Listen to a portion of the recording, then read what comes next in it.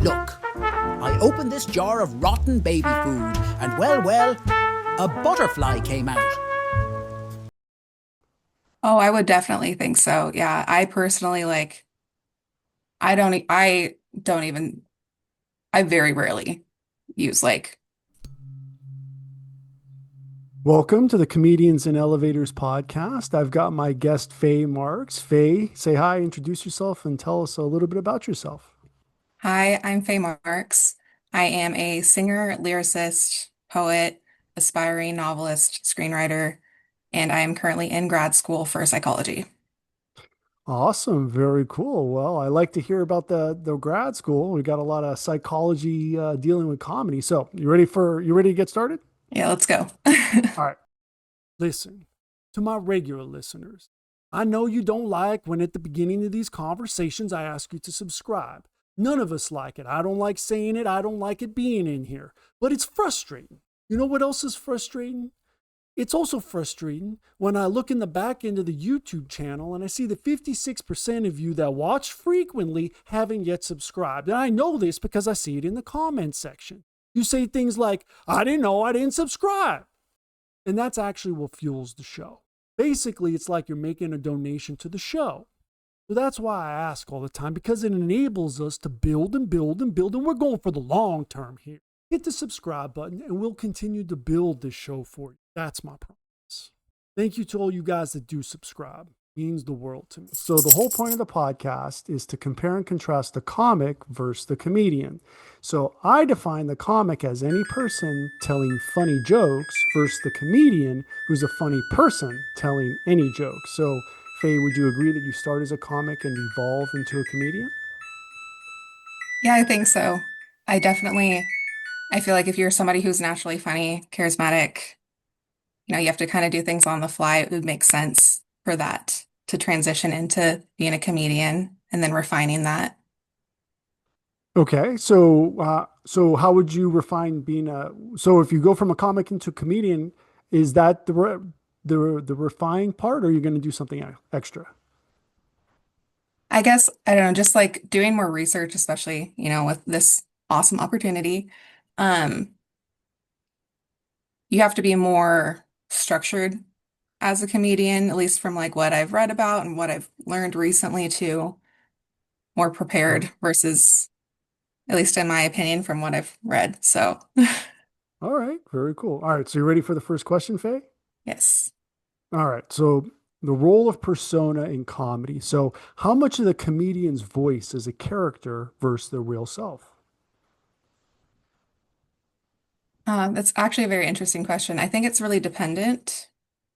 I personally, and I guess maybe with a little bit of like a psychological lens on it too, I think a lot of comedians and just performers in general, it's like a bit of, this extension of yourself, right? Like, what part of me do I want to put forward versus Okay. like, all aspects of you. So I think it really is dependent with each person. So I'm just going to touch on the all aspects. Is there a number of aspects, or is it like an infinite number? I think it just depends on the person. Some Okay. people are more dynamic and some people are, they have flat characters too. Just Oh. depends. Yeah. Like you're referring to like deadpan? Is that as a style? Well, I guess like more in like the sense of, like with character development and like writing, for instance, we have like flat, like any sort of media where people that just kind of stay the same, they don't have a lot about them. NPCs, Would you? non-player character. Yeah, NPC? yeah, NPCs, Okay. yeah. Yeah, gotta if you got the video games, you gotta have something happening there. So then does authenticity matter or is illusion part of the magic? Oh, that's a good question. I think maybe it's dependent on the circumstance or the room. I do Okay. think like there's a lot of value, like personally, I have a lot of value in authenticity, but yeah, I don't know. Can I flip that back on you? What do you think? Well, you Beady. can absolutely. Yeah. I mean, you're putting it in context. So I don't know if I would say authenticity changes depending on context. I mean, maybe as like a Mhm. defense mechanism, but if you're putting it if you're on stage, then you probably aren't going to be too defensive if that was your intention. So I would say then that authenticity does matter more than illusion for me. I would agree with So, that. all right. How about punching up versus punching down? So, where do comics versus comedians subscribe to this? So, I'll put it in some historical context. Did a jealous medieval prince become the first comedian by killing the court jester?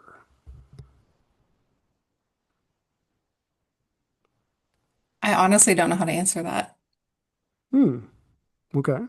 Can you clarify more on like, Well, I guess the question is did this happen?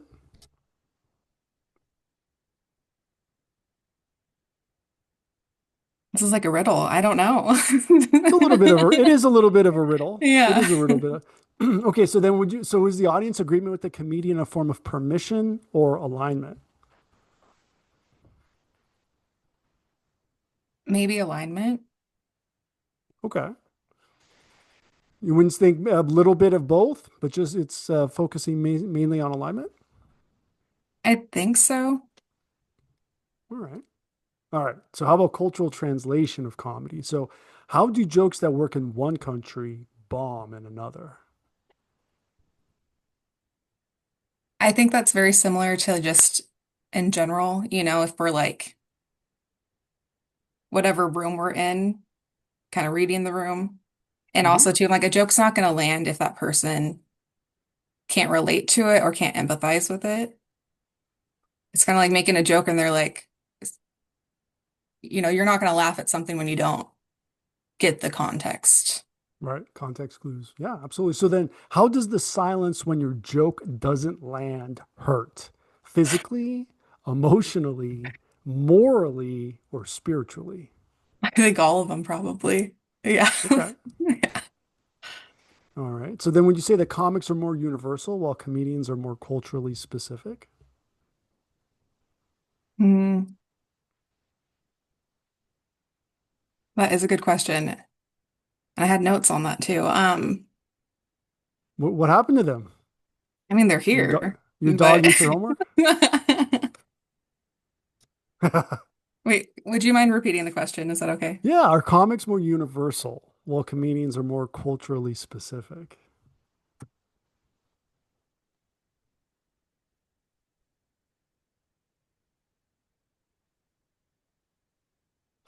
I would say so. Do you see a difference between a comic and a comedian? I was thinking about this earlier, and I feel like, it's part of the preparedness aspect of like comedians too. Like you're having to practice, write things down, get your material together versus a comic. It's kind of just, I feel like there's a little bit of deflection with being Hmm. like a comic and also like, and I know this myself, and mind you, I'm not like, I wouldn't say like I am a comedian or comic, whatever. I'm just a goofy person. But I know personally, and I'm willing to be vulnerable in that, like I will, especially when I was a little bit like younger, like joke and stuff to deflect, make people Okay. laugh. And I think that is something like to think about with people versus like comedians. It's like kind of harnessing that craft. So deflection as a defense mechanism is what you're saying. Is that right? Yeah, So so is that a way to change the subject? Is that why you would do it? I think so, probably. Yeah. All right. Or All just right. maybe sometimes I feel like to soothe the room or like it's not just like insecurity based. It's like, oh yeah, if like things aren't, if somebody needs it a little bit too, It's just, so what I hear is it sounds like a child acting like a parent. Is that what you're referring to? yeah, probably. Well, yeah, that's what I hear when I hear that because I've seen a lot of kids do the same thing. But yeah, they're usually, around 12 years old when they start doing that. Is that what you're referring to? I guess you're right. Yeah. All right. How about crowd? How about crowd work versus crafted work? So if comics riff like influencers in the comments section and comedians perform like in reaction videos, where's the sweet spot?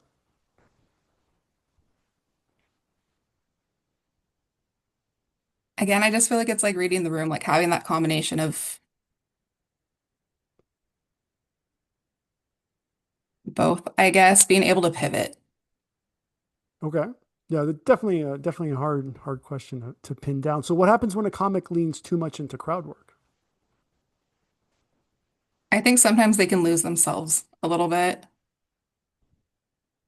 Okay. Did they even have a self? I mean, or would you say that comics have a stronger identity than, or is there a difference? Do comics have an identity and comedians don't, or vice versa?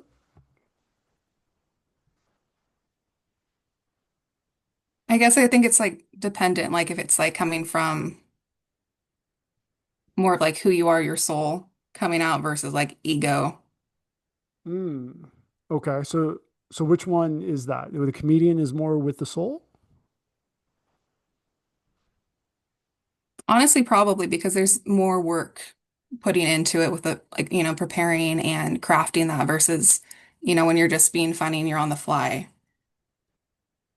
The reason why I dwell on that is because I do see that personally, since you threw question at me back at me, is that the idea of presence is more relevant for the comedian more than the Mm. comic, right? Because there's that timing, and you tell a joke. I mean, there's a structure to it, and you don't actually need to have a character to tell a joke. But if you do have a character, if you don't have presence, if you're not able to rest in the silence, I don't think there's a character there. Would you agree? Yeah, I think that's pretty profound. Well, it's, but do you agree that that's how a comedian could identify? Yeah, I think so. Awesome. All right. Very important question. Advertising and self-promotion. Who advertises themselves more? The comic, the comedian, or the magician? You know that place where you're not conscious and you're not sleeping either? That's your power bill to the electric company. Right here. I want us to be here with free energy, where the Wardenclyffe Tower meets the Eiffel Tower. But that's not where we are. We are here, where you've got the utility and you've got residential solar. Between these two, we know which one saves you money. This is where we can go in the meantime. But this is where I want us to be now, and this can be done now. So let me deputize you to represent DOSE, Department of Solar Efficiency, and let's get on the podcast to get the message out today. See you soon. Well, that's another tough one. Uh,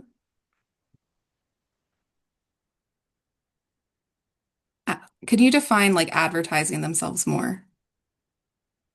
Well, that's the thing. I mean, it's changed. There's historical advertising before the internet, and then it's evolved since then. So these days, I guess if I can answer, I can put it in context with the second question: is self promotion seen as selling out, or is it necessary for survival? I think it's necessary for survival, though I would put like a caveat to that is it's dependent on like the person. Some people it's like, sorry, go ahead. No, I'm thinking of how is it different? How could it be different based on the person, not based on comic, comedian, or magician, but on the individual one of those? I think that especially like with creatives, you have a lot of people, it's like they're just trying to survive. So you're self-promoting because you're like, I need to continue to exist in this world, or to get out of situations versus, some people where it's very much like ego, kind of like narcissistic based. It's heart versus For again, yeah, like referring to like selfies as an example. selfies. Yeah, I mean that's self promote. Selfies are, I don't know. Do you think selfies are self promotion or is that just pure narcissism?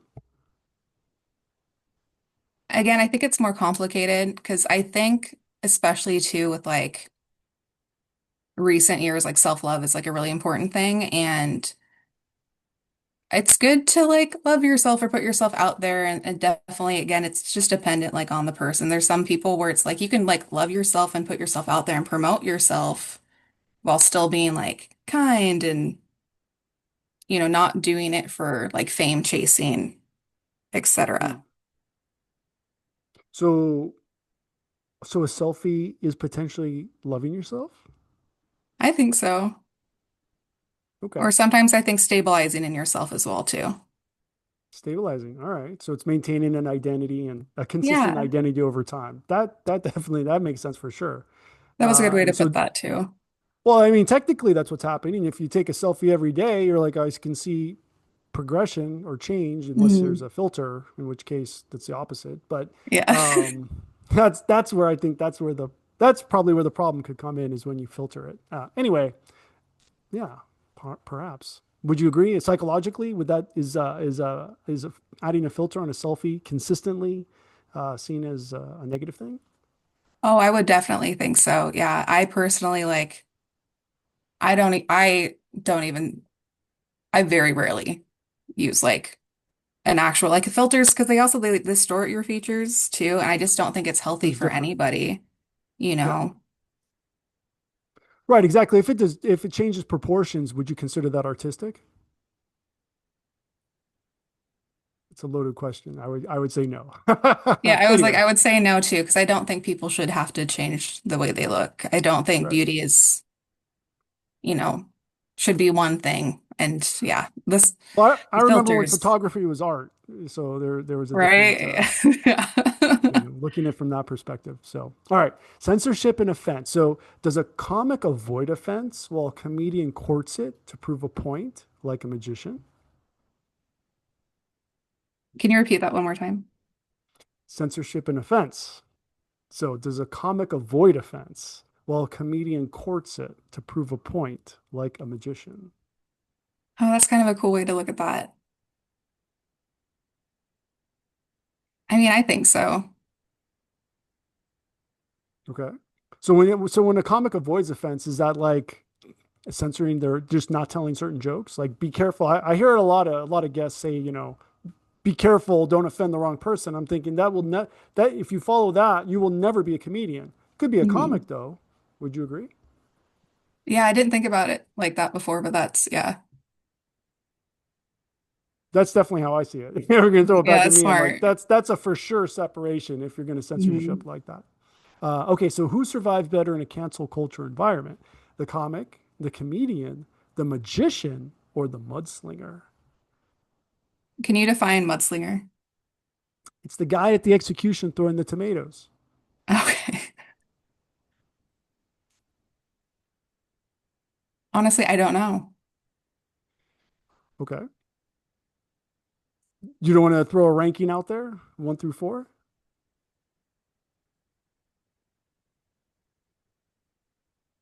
You said survive an execution?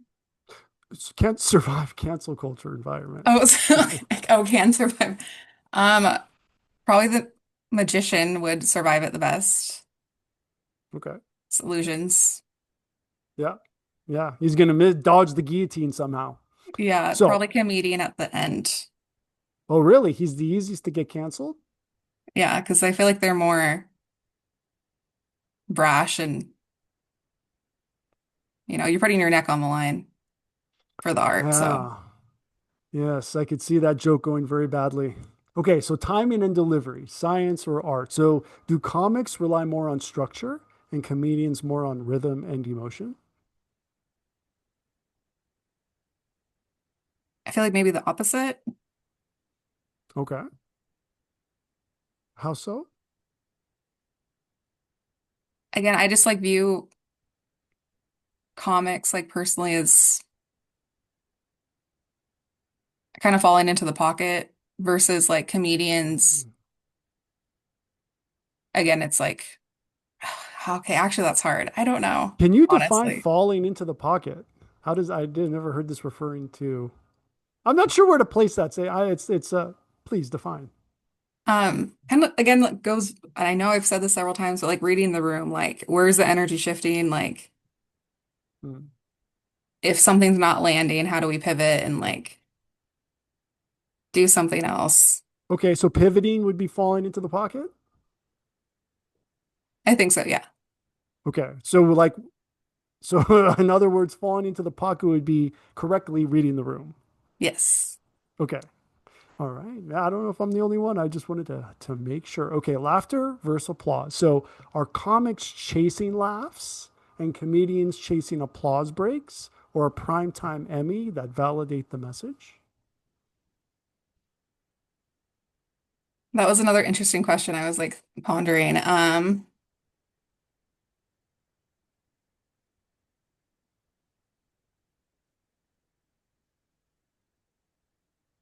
think it's interesting because I feel like if you're going for laughs, for instance, or you're just, you know, being funny, that's kind of like more of a gut reaction from people, which is more, I feel like, in some extent, like soul, right? Versus How do applause, you, like, sorry, yeah, how do you define soul? like it's some, with soul, it's like you can't control your reaction. If it's like really Ah, hit or like in your heart, you're just reacting like when people like can't help but laugh. Like that's such a okay. cool thing to be able to like derive from people, I feel. And like applause though is also amazing because it's like, and again, it depends on the person and I guess also the intent, but it's like reverence.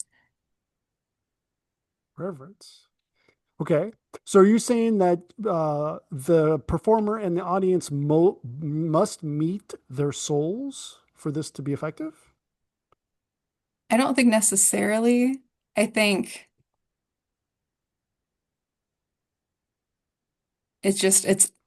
I'll go back to like alignment. Right. Definitely alignment. Okay. All right. So their souls are aligned, right? Yeah. Okay. I mean, is that or does that not matter? Is it you can have like an NPC I guess you could have an NPC comic. Would you think if there's one or the other, the comic would be the NPC and the comedian would have a soul? I know I'm stretching with this one. Oh man. Can someone on stage be an NPC? Oh, definitely. I think so. Okay. So then would it be more a comic or a comedian if there's statistically the probability of that? Maybe more of a comedian, You think a comedian would be more of an NPC, a non-player character? potentially.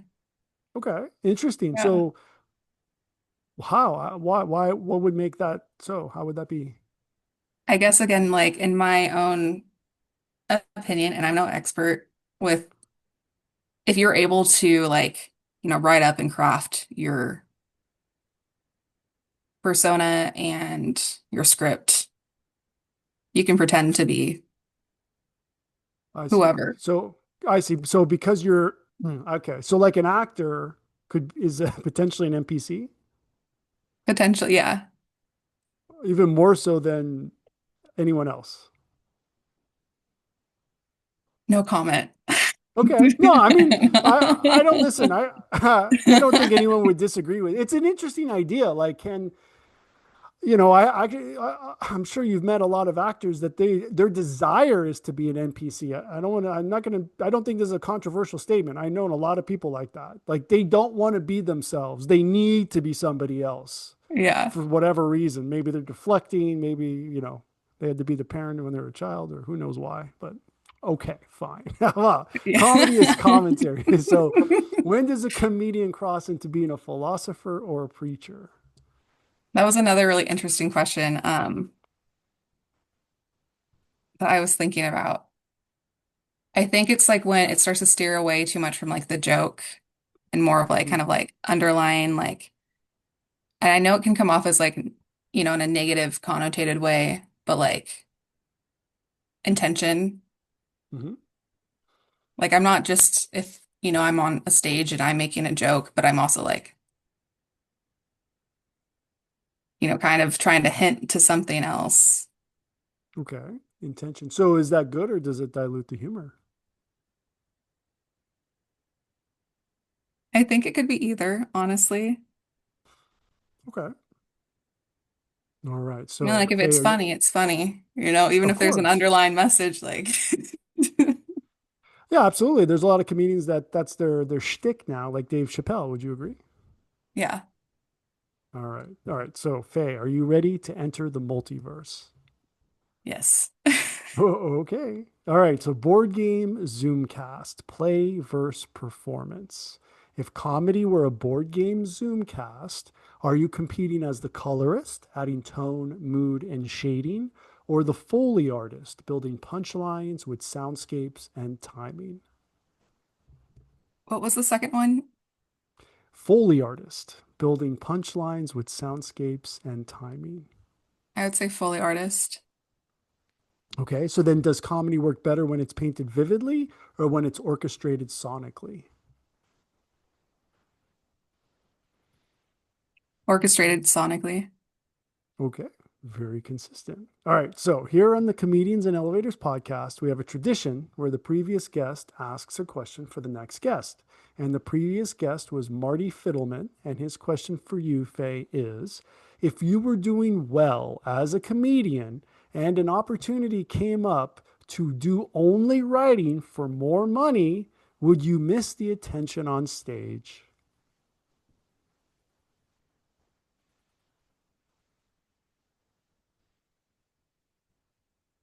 Honestly, no. Could this be an NPC test? Potentially. I added that part, obviously. All right. All right. Last question. Legacy. Who gets remembered? Will the comic's tight five survive time, or will the comedian's cultural point of view be more timeless? I'm a comedian's cultural point of view. All right. Awesome. Well, Faye, where can everybody find you online? Um, I was gonna be like LinkedIn, honestly, which Yeah, makes that's me way older, I feel like spiritually than I actually am. what does that mean? Older spiritually than you actually are. How is that possible? I don't Isn't know. your spirit who you actually are? I think so. So then, I'm trying to parse that one. Nope, Oh, nope. because yeah, I see what you're saying. That's an interesting paradox. Very paradoxical. Other than LinkedIn, is there anywhere else? I do have a TikTok. Okay. It is faye.marks.music3333. Nice. Angelic number. Awesome. Well, Faye, thank you so much for being my guest. And for everyone, please like and subscribe. And we will see you in the next one. Awesome. If you're interested in too much information like in the network state or Mantipus the chicken shit, check out this video. Or is it this one right here? Well, either way. Lizard.